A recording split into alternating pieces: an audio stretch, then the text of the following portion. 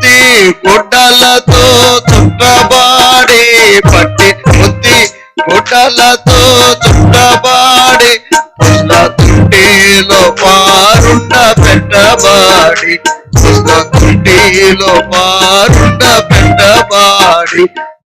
యేసోండు జన్మించరేయిలు నేడు పాయాక బెత్లెహేమ ఊరిలో నేడు పాయాక ఊరిలో మన కొరకొక్క